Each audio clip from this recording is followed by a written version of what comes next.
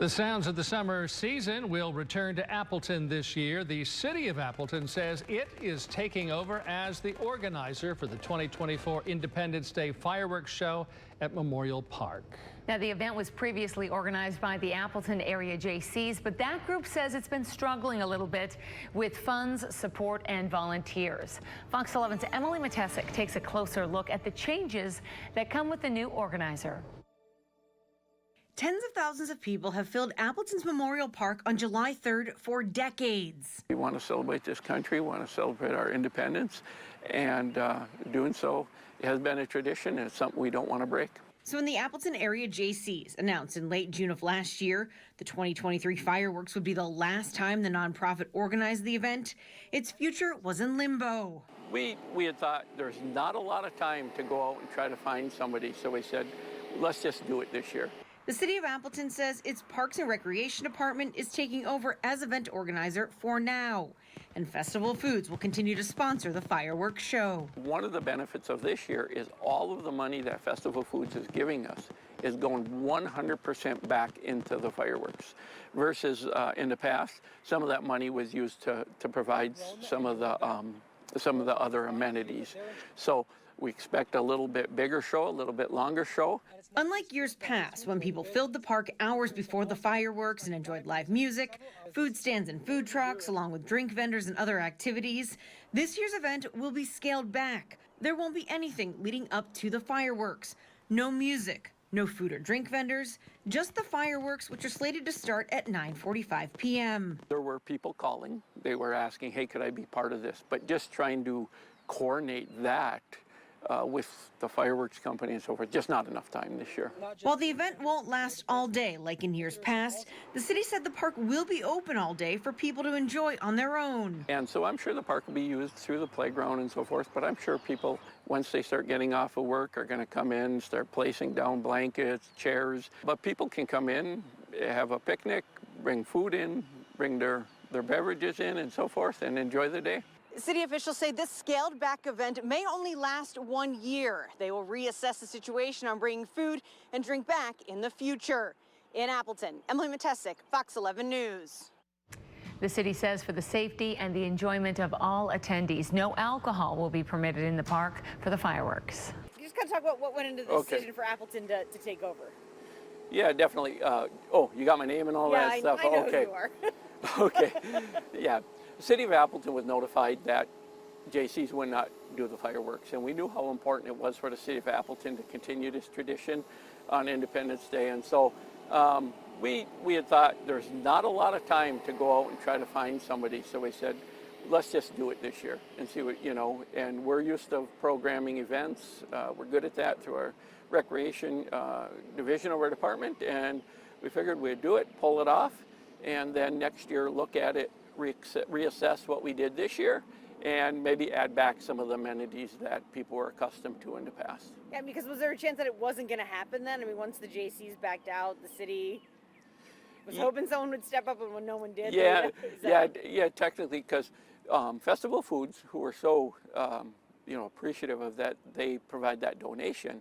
They're the ones that really would determine, who they would want to. Well, I'll kind of start over.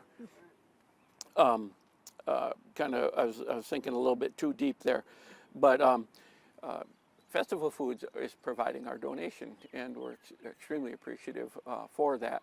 But they really are the ones to approve, who they want to be a partner with in regards to utilizing that money in a responsible manner to provide the fireworks for the city of Appleton. So that process would take a little bit of time, and so that would require, us to put out a request for proposal or something like that. That would highlight the criteria that we want a company. It can't be another grocery store, possibly. It can't be something that's not a family-friendly type of business. It would have to be something conducive to the mission of Festival Foods and what they mean and what they want to accomplish with the fireworks. And so having them provide that donation is important to us, so we don't want to lose that. So having that partner that matches that mission would be, required. So it's, I mean, it's going to be a little different this year than what people are used to, though. Yeah.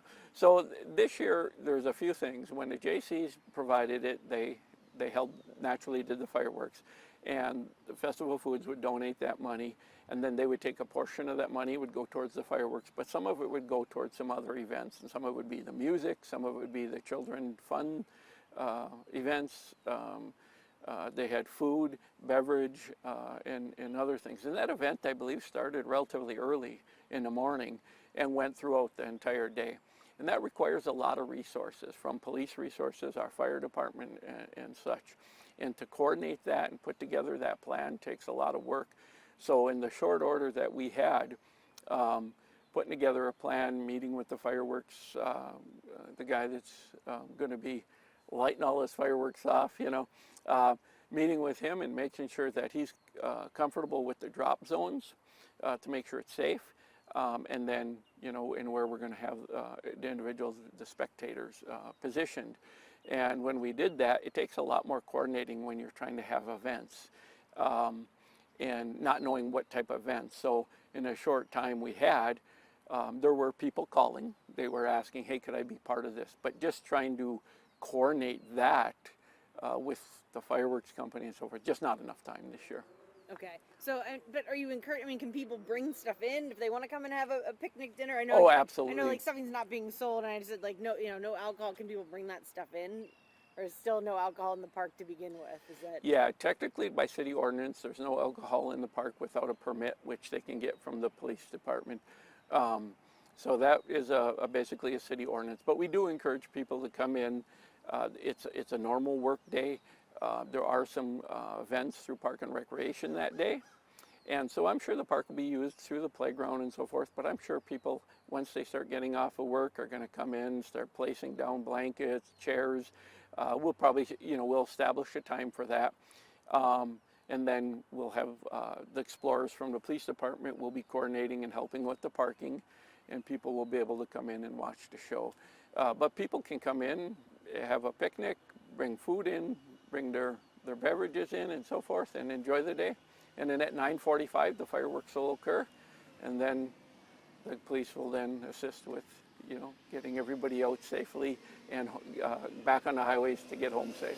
Okay. Because how important of an event was this to Appleton? I know you guys do it on the 3rd as opposed to actually on the 4th of July, Yep. and I mean, it's a draw. Yeah, it's a draw. It's huge. The park will fill up. You'll see, because it's a fireworks show that can be seen for miles, you'll see people parking in, you know, several parking lots around here. And I think, you know, as a child, it's important, but it's also important as an adult. You know, we want to celebrate this country, we want to celebrate our independence, and doing so has been a tradition, and it's something we don't want to break. And just expect, because there wasn't a lot of time, you know, next year might bring back some of those vendors and different things and stuff like that. Yeah, well, the one thing you know, when we looked at, people are coming really for, the main thing is the fireworks, right? They want to come and see the fireworks, and they'll get to see that. One of the benefits of this year is all of the money that Festival Foods is giving us is going 100% back into the fireworks. Versus in the past, some of that money was used to provide some of the other amenities. So we expect a little bit bigger show, a little bit longer show. We're hopeful for that. But some of the amenities that people can't get this year, we'll assess the importance of them, what value of it is that it brings to people coming to see the show, and, you know, possibly bring it back. Okay. Anything Yeah. else you think's important? Ask about. I mean, what time should people? I mean, like, you know, obviously the park is open all day, but is there a time where, you know, just be here for the fireworks? I guess, right? Because Yeah, I know you said you're gonna assign a time when people can come start putting their blankets out, or is that like kind of like the parade downtown? That Yeah, you know, it's similar. I don't think we'll have, you know, there's going to be significant enforcement regarding that. It's like downtown with the parade. Over here, what we would end up doing is allowing people to put things out, long as it's placed responsibly and not in the way of traffic or things like that, because we're going to be parking cars throughout the event. We're going to keep everybody on the pavement. keep people off the grass. So there's so much grass, there's the ball fields and so forth that people congregate in. So there's plenty of square footage. It isn't like limited space like downtown for a parade. You only have so much curb. Here, there's not a place in the park that's going to be a bad place to watch the fireworks. Good. You said something about the alcohol. You can get a permit. Yeah, is that for individual that wants to have a beer, or is it for somebody Yeah, else? so, yeah, to control the alcohol use within the parks, there was an ordinance that was created limiting that and allowing people to come to the police station, taking out a permit, and then they would legally be able to have alcohol within the parks. That would be something people would have to decide if they want to do that for that specific date event.